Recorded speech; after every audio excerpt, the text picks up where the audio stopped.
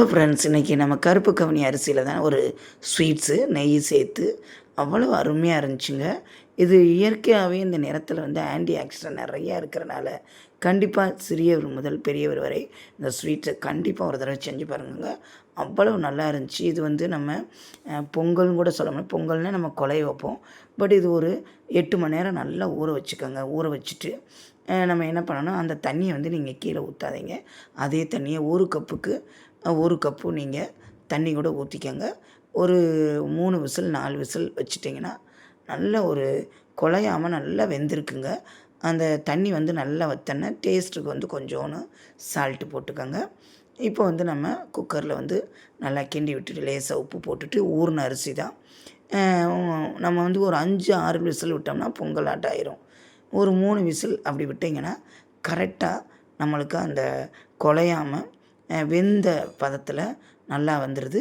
இதை வந்து நம்ம 1 கப்பு இப்போ வந்து கருப்பு கவுனி அரிசி எடுத்தோம்னா அதில் வந்து நீங்கள் 1/2 கப்பு வந்து மண்டவெல்லம் சேர்த்துக்கங்க. நான் வந்து 2 கப்பு கருப்பு கவுனிக்கு வந்து நம்ம வந்து 2 கப்புக்கு வந்து 1 கப்பு மண்டவெல்லம் எடுத்தீங்க. அப்புறம் வந்து 1/2 மூடி தேங்காய் வந்து நம்ம திருவிக்கிறணும். அப்புறம் இன்னொரு மூடியில் ஒரு 1/4 மூடி மட்டும் தேங்காய் சில் வந்து லைட்டாக பொடுசாக நறுக்கி வச்சுக்கோங்க. இதில் முந்திரி திராட்சை வேணுன்னா சேர்த்துக்கோங்க. நான் சேர்க்கலை. மண்டவெல்லம் வந்து ஒரு 1/4 கிலோ அளவுக்கு இருக்குங்க. அதான் 2 கப்புக்கு 1 கப்பு நீங்கள் போடுங்க. கரெக்டாக ஸ்வீட்டு கரெக்டாக இருக்குது. நீங்கள் கம்மியாக சுகர் பேஷண்ட் சாப்பிட்றவங்கன்னா அதில் கொஞ்சம் குறைச்சி கூட செய்யலாம். ஆனால் கரெக்டாக இருக்கும். 2 கப்புக்கு 1 கப்பு மண்டவெல்லம். நாட்டு சக்கரை கூட நீங்கள் சேர்த்து செய்யலாம். நான் மண்டவெல்லம் நல்லா தட்டி வச்சுருக்கேன். இப்போ வந்து 3 விசில் போகவும் எடுத்தால் நல்லா கரெக்டாக வந்து அளவு கூட இருந்தால் கூட தண்ணியை கொஞ்சம் எடுத்துகிட்டு கூட நீங்கள் தண்ணியை குடிச்சிக்கலாம். லேட்டாக சால்ட்டு போட்டிருக்கோம்னா குடிச்சிக்கலாம். தண்ணியை வேஸ்ட் பண்ண தேவையில்லை. இப்போ வந்து கரெக்டாக அது வெந்துருச்சு. வெந்தோடனே இந்த மண்டவெல்லத்தை எடுத்து கொட்டிட்டு 1/2 கப்பு அந்த திருவி வச்சுருக்கோம்ல தேங்காய் அதையும் போட்டுருங்க.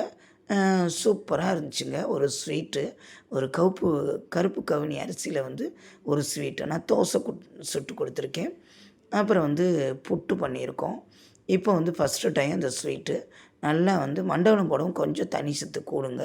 தனி சத்து அப்படியே வற்றவும் இப்போ நெய் வீட்டிலே உருக்கின நெய் நம்ம பொடுசாக தேங்காய் சில் வந்து நறுக்கி வச்சுருந்தோம் பார்த்திங்களா, அதை அப்படியே போட்டு நல்லா பொன்னிறமாக ஆகவும் அப்படியே அதில் ஊற்றிட்டு, இது பொங்கல் டைப்லேயும் சொல்லவே முடியாது. பொங்கல் வந்து நல்லா குலைவாக ஆகும். அந்த டைப்பும் இருக்குது.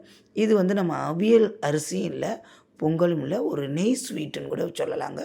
அவ்வளவு ஆன்டி ஆக்சிடென்ட் இந்த கருப்பு கவுனி அரிசியில் வந்து இருக்குது. இந்த கருப்பு கவுனி அரிசியில் அவ்வளவு ஒரு சத்துக்கள் இருக்குங்க. பெரியவர்கள் சிறியவர்கள் எல்லாருமே சாஃப்டாக இருக்கனால ஒரு நல்ல பான்ச்சியாக இருக்குது டேஸ்ட்டாக. இதில் நிறையா வந்து ஸ்வீட் செய்வாங்க. இது ஒரு ஸ்வீட்ஸ். இப்போயே போய் நீங்கள் கருப்பு கவுனி அரிசி வாங்கி இது மாதிரி சிம்பிளான ஒரு கருப்பு கவுனி ஸ்வீட்ஸ் வந்து நெய் ஸ்வீட்ஸ் செஞ்சு பாருங்கள். அவ்வளவு நல்லா இருந்துச்சுங்க. இப்போ தேங்காய் வந்து நல்லா நெய்யில் வறுத்தனை போட்டுட்டேன். இது வந்து அந்த மண்டவெல்ல பாவு வந்து மண்டவெல்லம் கொட்டுனேன்னா கொஞ்சம் தண்ணி சத்து வந்தனால அது கொஞ்சம் அப்படி வற்றவும் அப்படியே அந்த பொங்கல் ஸ்டேஜுக்கு வரும் பார்த்திங்களா கெட்டியாக. அப்போ நம்ம இறக்கி பிள்ளைகளுக்கு வந்து நம்ம சேவ் பண்ணிக்கலாம். இங்கே பாருங்களேன், அப்படியே அந்த தேங்காய் சில்லை கொட்டுனோன்னே ஒரு அழகு இருக்கே, அவ்வளோ ஒரு டேஸ்ட்டுங்க. சூப்பரே சொல்லவே முடியாதுங்க.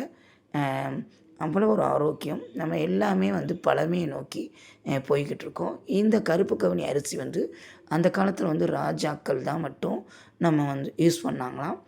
கொஞ்ச நாள் வந்து தடை விதிக்கப்பட்டதுன்னு சொன்னாங்க. பட் இப்போ ஊரே நாடே வந்து இந்த கருப்பு கவுனி அரிசிக்கு வந்து அடிமையாகிக்கிட்டு இருக்குது. வெயிட் லாஸ் பண்ணுறவங்க, ஸ்வீட் சாப்பிடணும்னு நினைக்கிறவங்க கொஞ்சமாக எடுத்து சாப்பிட்டிங்கன்னா அவ்வளோ டேஸ்ட்டாக இருக்குங்க. இந்த கருப்பு கவுனி நெய் ஸ்வீட் உங்களுக்கு பிடிச்சிருந்தா லைக் பண்ணுங்கள். நம்மளோட வீடியோக்களை ஷேர் பண்ணுங்கள். ஹைப் ஆப்ஷன் கொடுங்க. அவ்வளவு கலர்ஃபுல்லான யம்மியான கருப்பு கவுனி நெய் ஸ்வீட் தாங்க. அவ்வளவு சாப்பிடாதவங்க கூட சாப்பிட்லாங்க. சின்ன பிள்ளைகள் கூட அந்த தேங்காய் இல்லாமல் நல்லா நசுக்கி விட்டு கொடுக்கலாம். சூப்பராக இருக்கும். இதில் கஞ்சி, கருப்பு கவுனி கஞ்சி, கருப்பு கவுனி வெண்பொங்கல், கருப்பு கவுனி தோசை, கருப்பு கவுனி லட்டு நிறையா செய்கிறாங்கங்க. அவ்வளோ டேஸ்ட்டாக இருக்குது. கண்டிப்பாக கருப்பு கவுனி வந்து வாரத்துக்கு ஒரு தடவை எடுத்தால் நம்மளுக்கு அவ்வளவு ஆரோக்கியமானது. படிக்கிற பிள்ளைகளுக்கெல்லாம் நல்ல ஒரு எனர்ஜி, ஒரு ஆரோக்கியத்தன்மை நிறைந்தது. அதனால் கண்டிப்பாக இந்த பதிவு உங்களுக்கு பிடிச்சிருக்குன்னு நினைக்கிறேன். அதனால் கண்டிப்பாக இப்போயே ஒரு கிலோ ரைஸை வாங்கி ஒரு 4, 5 தடவை கூட செய்யலாம். நிறையா டிஃப்ரெண்ட்டாக ரெசிபி வந்து இதில் செஞ்சு கொடுங்க. மறுபடியும் சொல்கிறேன், நம்மளோட அந்த வீடியோ பிடிச்சிருந்துச்சுன்னா லைக் பண்ணுங்கள். இங்கே பாருங்கள், அப்படியே எடுத்து பார்த்தா அப்படியே அரிசி வந்து வெந்திருக்கணும், குழையக்கூடாது, நறுக்குன்னு இருக்கக்கூடாது. இதான் ஸ்டேஜு. சூப்பராக இருந்துச்சுங்க. அதனால் கண்டிப்பாக அந்த ரெசிபி உங்களுக்கு பிடிக்குன்னு நினைக்கிறேன்.